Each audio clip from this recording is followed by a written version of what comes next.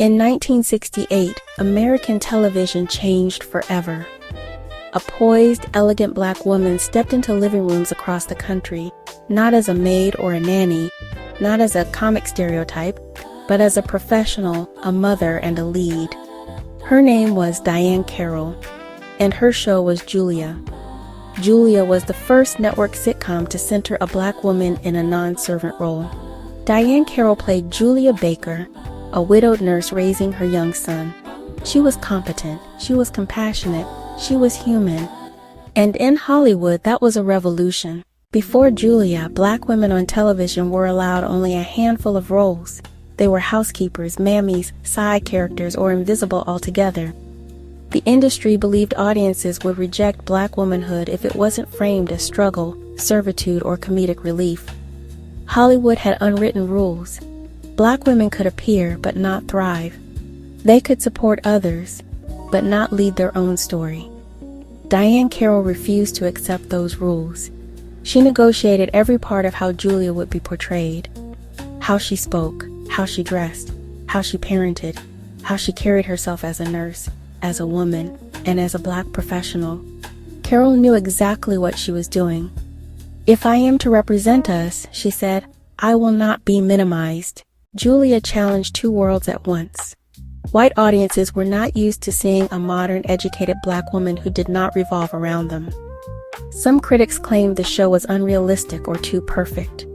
Some black activists said Julia didn't show enough of the pain, racism, or poverty that shaped everyday life. But Diahann Carroll understood the moment. Black America already knew pain. What it needed to see was a possibility.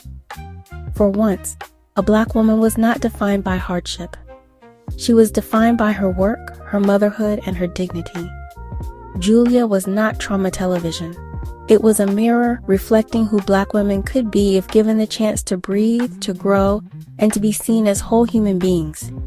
It was a quiet, powerful rebellion against decades of on-screen stereotypes. Hollywood noticed. In 1969, Diahann Carroll became the first black woman to win the Golden Globe for Best Actress in a television series. That moment opened the door to a new era. Without Julia, the landscape of black television would look very different. No Jeffersons, no 227, no Girlfriends, no Scandal, no Insecure. Diahann Carroll walked through the door first, so others could walk through it later.